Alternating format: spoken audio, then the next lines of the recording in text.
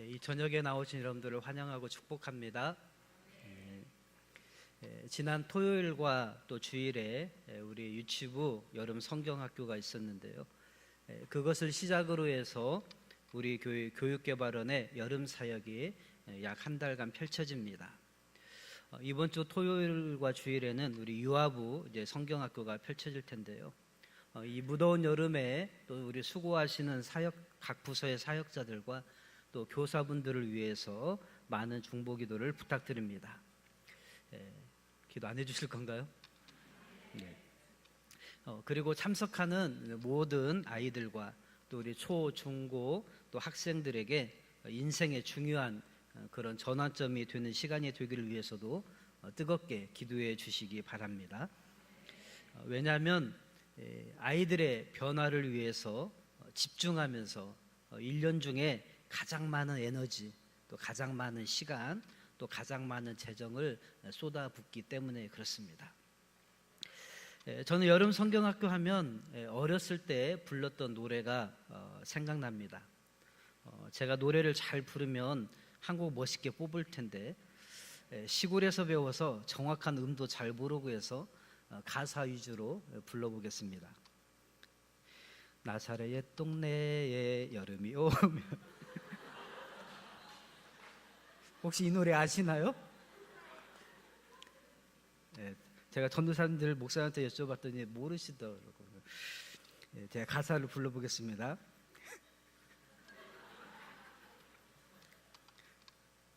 무슨 안 되는데.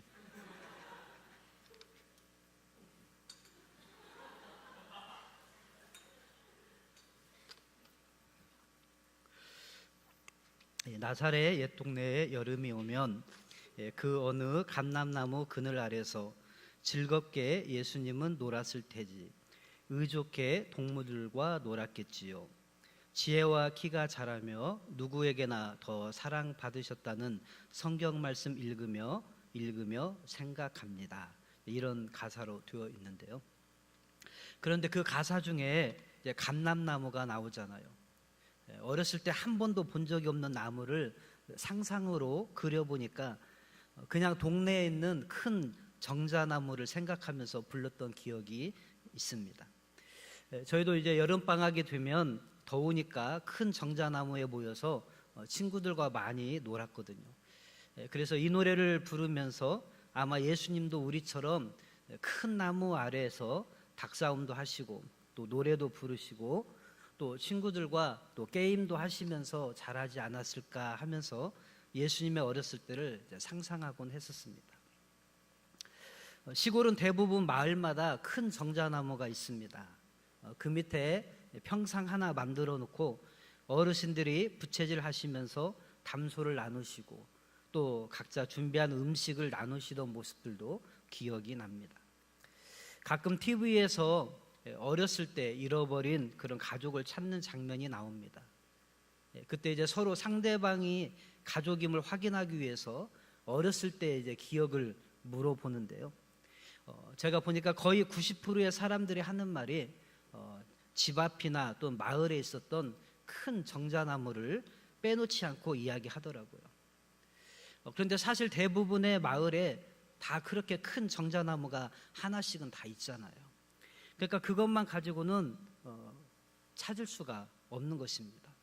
그런데 자신의 마을에만 그런 나무가 꼭 있는 것처럼 그렇게 이야기를 하더라는 것이죠. 그렇게 해서는 가족을 확인하기는 사실 쉽지 않아 보였습니다. 다만 이제 그것을 보면서 제가 알게 된 것은 사람들의 기억 속에 오래 남아있는 것이 바로 큰 나무라고 하는 것입니다. 그리고 그 나무 아래서 쌓았던 그런 기억들이라는 것이죠. 나무는 그렇게 적은 무리이지만 그 무리를 하나 되게 하기도 하고요. 또 추억을 공유하게 해주는 그런 의미가 있다라고 하는 것입니다. 또한 개인적으로는 피곤한 사람들에게 쉼의 공간, 또 사색의 공간이 되기도 합니다. 지금처럼 한낮에 38도 이상 올라간 날씨에는 정말 시원한 그늘을 제공하는 그런 나무 아래가 그립습니다. 여러분, 성경도 가만히 살펴보면요, 많은 나무가 등장을 합니다. 이번 무릇비전 특별 새벽 기도를 통해서 들었던 나무가 있죠. 엘리야가 쉬었던 나무, 어떤 나무죠? 네, 로뎀나무입니다. 그런가 하면 예수님은 자신을 포도나무에 비유도 하셨죠. 또 삭개오 하면 떠오르는 나무가 무슨 나무입니까? 네, 그 옛날 성경만 기억하신 분이죠. 네, 옛날 성경에는 뽕나무라고 되어 있고, 네, 지금 성경에는 돌무화과 나무 이렇게 번역이 되어 있습니다. 자, 앞으로 이제 뽕나무라고 하지 마시기 바랍니다. 예수님이 십자가를 앞에 두고 기도하셨던 겟세마네 동산에는 어떤 나무가 많았죠? 네, 감람나무. 아까 제가 노래 불렀던 그 감람나무입니다. 이렇게 성경에도 많은 나무들이 등장하는데요. 사실 성경은 나무로 시작해서 또 나무로 끝나기도 합니다. 처음 에덴 동산에 있었던 선악을 알게 하는 나무도 있고요. 또 생명나무가 나옵니다. 그런데 요한계시록 맨 마지막 장에 가면 새 하늘과 새 땅이 나오는데 거기에도 생명나무가 나오는 것으로 마칩니다. 이렇게 나무는 우리의 존재, 또 우리의 삶과 밀접한 관계가 있고 우리 인생을 설명해 주는데 필요한 그런 나무로 성경에서는 등장을 하고 있다는 것입니다. 오늘 본문에도 그렇게 나무와 관련된 한 사람이 나옵니다. 바로 나다나엘입니다. 오늘 본문의 전체적인 내용은 이렇습니다. 먼저 예수님을 만난 빌립이 나다나엘에게 찾아가서 우리가 율법과 또 선지자들이 그렇게도 이야기했던 메시아, 그 사람을 만났는데 그가 바로 나사렛 예수다라고 외쳤습니다. 그런데 나다나엘이 그 얘기를 듣고 야, 나사렛에서 무슨 선한 것이 나오겠느냐라고 반문을 하는 것이죠. 그러자 빌립이 구체적인 설명 없이 그냥 와 봐. 그러면서 이제 나다나엘을 끌고 가는 것입니다. 그래서 나다나엘이 빌립을 따라서 예수님께로 나아가는데 예수님께서 나다나엘을 보시고 이는 참으로 이스라엘 사람이라 그 속에 간사한 것이 없도다 이렇게 말씀하시는 것입니다. 보자마자 통성명도 안 하고 그렇게 이야기하는 것이죠. 그러니까 나다나엘이 어떻게 저를 아십니까? 다시 되묻습니다. 그러니까 예수님께서 빌립이 너를 부르기 전에 네가 무화과 나무 아래 있을 때 보았다라고 대답을 하십니다. 그러자 빌립이 예수님을 가리켜서 당신은 하나님의 아들이시고 이스라엘의 임금이십니다라고 대답하는 장면입니다. 그러면서 예수님께서는 나다나엘에게 네가 더 큰 일을 보게 될 것이다라고 그렇게 이야기하시는 장면이 오늘의 내용입니다. 먼저는 나다나엘이 누구인지를 좀 살펴보겠습니다. 나다나엘이라고 하는 이름의 뜻은 하나님의 선물이라고 하는 뜻입니다. 그의 이름은 공관복음서에 나오는 12제자의 명단에는 없습니다. 오직 요한복음에만 나오는데요. 그가 12제자 가운데 하나라고 하는 사실을 우리가 요한복음의 문맥을 통해서 알 수가 있습니다. 요한복음 1장에 나오는 예수님의 첫 제자들이 다 12제자에 속한 사람들이고 예수님께서 제자들을 부르시는 장면이 기록되어 있기 때문에 그렇습니다. 거기에 나오는 인물들 가운데 유독 나다나엘만 12제자에서 빠졌다고 보기는 어렵기 때문입니다. 또 요한복음 21장을 보면 예수님께서 부활하셨는데 그 사실을 알면서도 또 낙심돼서 베드로가 물고기를 잡으러 가잖아요. 그런데 그때 7 사도들이 물고기를 잡으러 나가는데 그 가운데도 나다나엘이 거론이 되고 있습니다. 요한복음 21장 2절인데요. 시몬 베드로와 디두모라 하는 도마와 갈릴리 가나 사람 나다나엘과 세베대의 아들들과 또 다른 제자들이 함께 있더니 이러면서 그 장면에 나다나엘이 나온다는 것입니다. 그래서 우리가 추측할 수 있는 것은 나다나엘이 예수님의 12제자 중에 한 명이라는 것이죠. 그런데 다른 복음서에는 나다나엘이라고 나오지 않고 그러면 누구로 나올까? 바로 바돌로메라고 추측이 된다고 하는 것입니다. 공관복음서를 보면 12제자의 명단이 나오는데 항상 빌립 다음에 바돌로메가 이름이 같이 붙여져 나오더라고 하는 것입니다. 마태복음 10장 2절에서 4절인데요. 12사도의 이름은 이러하니 베드로라 하는 시몬을 비롯하여 그의 형제 안드레와 세베대 아들 야고보와 그의 형제 요한, 빌립과 바돌로메, 도마와 세리마테, 알페오의 아들 야고보와 다데오, 가나나인 시몬 및 가룟 유다 곧 예수를 판자라. 그 12제자를 이름을 둘씩 묶어서 하는데 다 특징이 있는 사람끼리 묶어서 둘씩 짝을 지었는데 빌립과 바돌로메 이렇게 붙여놓은 걸 보면 빌립과 바돌로메가 서로 깊은 관계가 있다는 것이죠. 그런데 오늘 본문에 보니까 빌립이 메시아를 만났다라고 깨닫자마자 가장 먼저 달려간 게 누구냐면 나다나엘에게 달려갔다라고 하는 것이죠. 그만큼 둘 사이가 가까웠다라고 하는 것을 우리가 알 수가 있습니다. 이렇게 우리는 이제 바돌로메가 나다나엘이라고 하는 것을 알 수 있는데요. 사실 바돌로메는 이름이 아닙니다. 바돌로메는 돌로메의 아들이라고 하는 뜻이죠. 바라고 하는 것이 아들이라는 뜻입니다. 그래서 바요나 시모나 이렇게 예수님께서 베드로를 가리켜서 부르시죠. 그때 바요나 시모는 요나의 아들 시모나 이런 뜻입니다. 그러니까 누구의 아들이라는 호칭을 이렇게 붙이는데 바돌로메 하면 돌로메의 아들 이런 뜻이 갖고 있다라고 하는 것이죠. 돌로메의 아들 나다나엘 이런 말입니다. 자, 그런데 그래서 이제 이 바돌로메는 나다나엘은 예수님의 12제자 중에 한 사람이다라고 하는 것을 알 수가 있지요.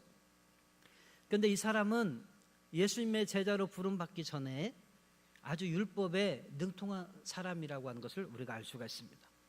오늘 본문에 빌립이 나다나엘에게 가서 야 우리가 율법과 선지자들이 기록한 메시아를 만났다 이렇게 이야기를 하죠.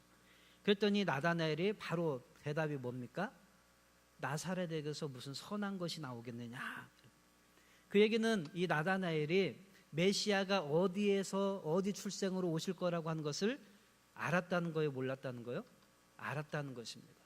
그만큼 구약 성경에 율법에 또 선지자들의 말씀에 잘 알고 있었던 사람이라고 하는 것이죠.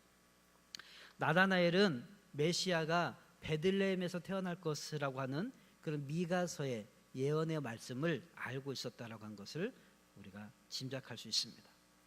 당시 나사렛은요 인구 300명 정도밖에 안 되는 아주 작은 그런 갈릴리의 한 마을이었습니다.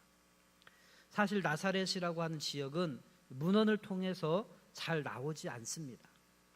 구약 성경 어디에도 나사렛이라고 하는 이름이 언급되어 있지도 않습니다. 또 유대인의 문서인 탈무드나 미시나 또 유대 역사가로 유명한 요세푸스의 책 속에도 보면 나사렛이라고 하는 지명이 언급되지 않습니다. 그만큼 아주 작은 동네라고 하는 것입니다. 그런데 그런 나사렛에서 별 볼 일 없는 그런 촌동네에서 위대한 인물이 나온다라고 하는 것은 있을 수도 없다라고 이렇게 사로잡혀 있는 고정관념을 갖고 있는 사람이었습니다. 자, 율법에는 능통했지만 그러나 고정관념에 사로잡힌 사람이라는 것입니다. 자, 나다나엘을 지금 살펴보고 있습니다. 예수님의 제자 중에 한 사람이고 율법에 능통했지만 그러나 고정관념에 사로잡힌 사람이라고 하는 것입니다.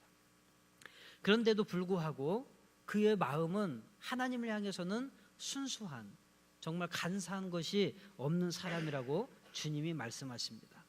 그를 척 보시자마자 참 이스라엘 사람이다. 네 속에 간사한 것이 없구나 이렇게 말씀하더라고 하는 것입니다. 여러분 율법을 단순히 잘 안다고 해서 다가 아닙니다. 우리가 알지만 율법을 잘 알면서도 간사한 사람들이 있었죠. 누굽니까? 바로 사두개인들, 또 바리새인들, 또 서기관들이었습니다. 이 사람들은 하나님의 율법에 대해서 이미 잘 알고 있는 사람들이었지만 얼마나 간사한지 자기들의 살 길을 잘 요리조리 피해서 빠져나가는 그런 사람들이었고 하나님의 말씀을 이용할 줄 아는 그런 사람들이었습니다. 여러분 간사함의 대명사인 이스라엘이 누굽니까? 바로 구약 성경의 야곱입니다. 간사했던 야곱을 통해서 이스라엘이라고 하는 한 민족이 형성이 되었는데 그 후손들을 보니까 바리새인들, 서기관들, 사두개인들 이런 사람들을 보니까 마치 야곱과 같이 간사한 사람들이라는 거예요. 그래서 이스라엘 사람들이긴 하지만 참 이스라엘 사람이라고 할 수 없는데, 오늘 본문에 나오는 이 나다나엘을 예수님이 보니까 너는 진짜 이스라엘 사람이구나, 너는 진짜 간사한 것이 없는 하나님이 찾으시는 사람이구나 라고 하는 것을 예수님이 확증해 주셨다라고 하는 것입니다. 그런데요, 나다나엘의 이러한 모습을 우리가 다 살펴보기에는 시간이 부족하고요, 오늘 이제 살펴보고 싶은 것은 이것입니다. 예수님께서 나다나엘에게 보라, 이는 참 이스라엘 사람이다, 그 속에 간사한 것이 없도다 라고 하시자 나다나엘이 나를 어떻게 아십니까? 라고 물어보는 거죠. 제가 그런 사람인 줄 어떻게 아십니까? 라고 물어보는 것입니다. 그때 예수님께서 말씀하시는데, 빌립이 너를 부르기 전에 네가 무화과 나무 아래에 있을 때 보았노라 라고 대답하시더라고 하는 것입니다. 여러분, 오늘 살펴보려고 하는 것은 이겁니다. 여러분, 빌립이 어떻게 저를 아십니까? 라고 할 때 그 어떻게 라고 하는 단어가 헬라어로 포텐입니다. 포텐. 근데 원래 뜻은 뭐냐면 어디로부터 이런 뜻입니다. 어디로부터 저를 아셨습니까? 어디로부터 저를 알고 계십니까? 이렇게 이제 물어보는 것이죠. 그런데 예수님께서 내가 너를 무화과 나무 아래로부터 너를 알았다, 이렇게 말씀하더라고 하는 것입니다. 여러분, 그런데 이 말을 듣고 나다나엘이 랍비여, 당신은 하나님의 아들이시고 이스라엘의 임금이 맞습니다, 이렇게 이야기하는 거예요. 즉 나다나엘의 예수님의 그 이야기를 듣자마자 예수님을 하나님의 아들이라고 신앙 고백을 한 것입니다. 그리고 예수님은 내가 너를 무화과 나무 아래서 봤다고 나를 믿느냐? 이보다 더 큰 것을 볼 것이다 라고 이야기하는 것이죠. 그렇다면 도대체 이 무화과 나무 아래가 도대체 뭐길래, 뭐가 그렇게 중요하길래 이런 대화가 오고 가고, 나다나엘은 예수님을 하나님의 아들이라고 이스라엘의 임금이라고 고백하고, 또 예수님은 그 고백을 들으시고 네가 더 큰 것을 볼 것이다 라고 말씀하시는가 하는 것입니다. 여러분, 나다나엘이 무화과 나무 아래에 있었다라고 하는 것은 우리가 나다나엘을 이해하는 데 아주 중요한 열쇠를 제공해 주는데요, 이스라엘은요 매우 더운 날씨입니다. 그런데 건조합니다. 우리가 날이 더운데 건조하면 어디를 찾아가면 시원합니까? 그늘에 가면 바람이 살살 조금만 불어도 시원하게 느껴집니다. 바로 이스라엘이 그랬습니다. 이스라엘은 건조한데, 날씨는 더운데 건조합니다. 그러니까 이스라엘 사람들이, 유대인들이 바로 이 나무 밑에 들어가서 그늘 아래서 기도도 하고 명상도 하고 또 성경도 읽고 그러면서 시간을 보냈다라고 하는 것입니다. 이 바클레이라고 하는 성경학자가 있는데 이분이 주석에 이렇게 이야기를 했습니다. 팔레스타인에서 무화과 나무는 비밀스러운 장소를 의미한다. 무화과 나무는 그 줄기가 4.5m 가량이고 그 가지는 7.5m나 뻗는다.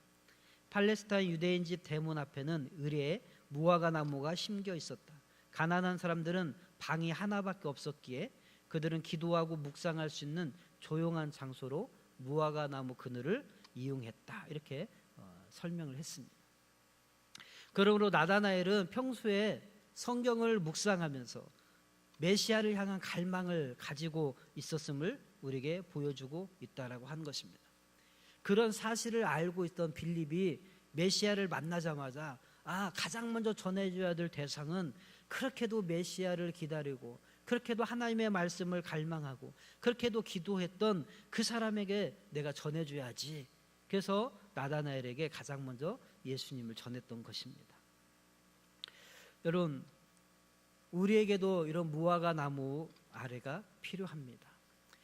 하나님께서 우리를 내가 너를 언제부터 어디로부터 알았냐라고 물어볼 때, 물론 주님은 우리를 창세 전부터 아셨고 엄마 뱃속에서 지으기 전부터 우리의 이름을 이미 아시고 우리가 이 땅에서 태어날 때 살아가는 그 모든 것을 하나님은 아십니다. 그러나 주님이 우리를 구체적으로 아시는 것은 우리가 하나님을 찾고 하나님의 은혜를 구하고 하나님 앞에 기도하고 주의 말씀 앞에 머물고 자신의 삶을 하나님의 말씀에 조율하면서 살기 위해서 자신을 살펴볼 때 그때 주님은 우리를 거기로부터 아신다라고 말씀하신다는 것입니다. 여러분, 우리가 보통 이야기할 때 하나님은 당신을 다 아십니다, 모든 것을 아십니다라고 우리가 축복을 하지요. 물론 그 말이 틀린 말은 아닙니다.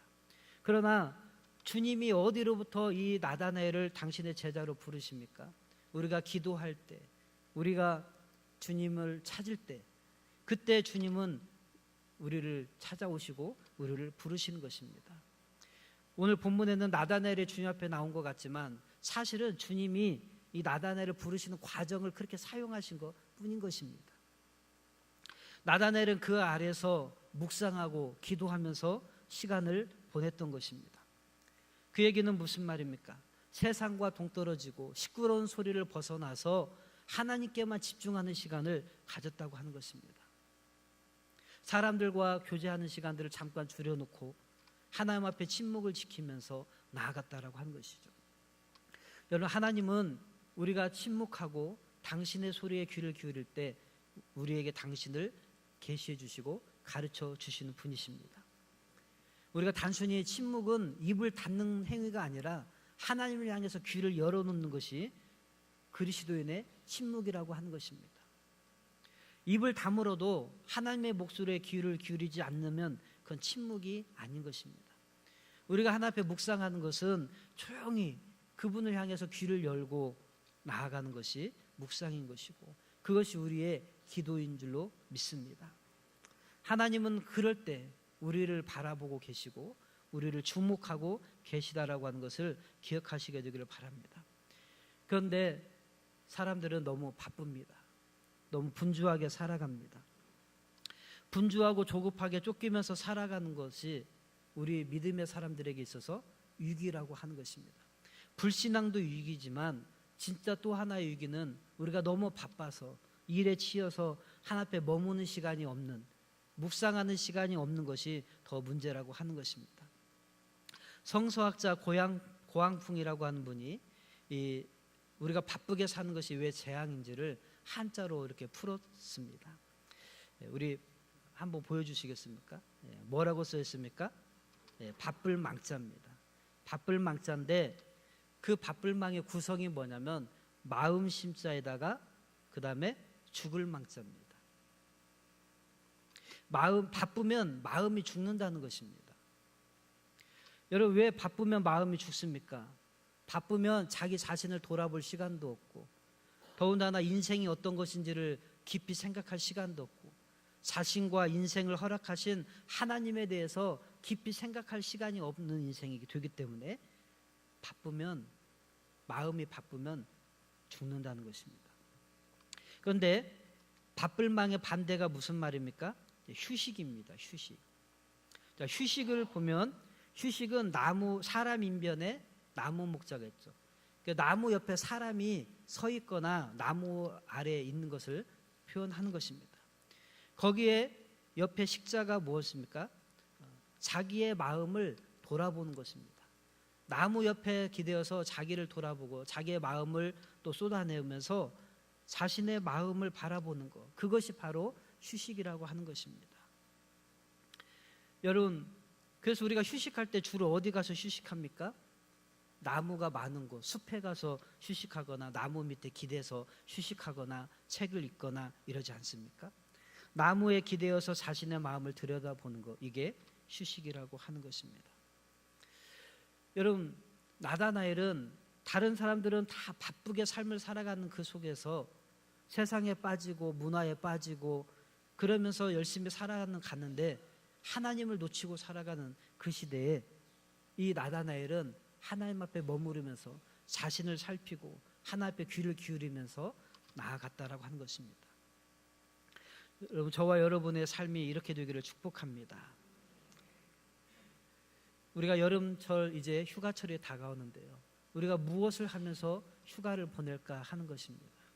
우리는 어느 나무 아래 가서 쉼을 얻으면서 나를 돌아보고 하나님을 돌아보는 시간을 가질 것인가 하는 것입니다.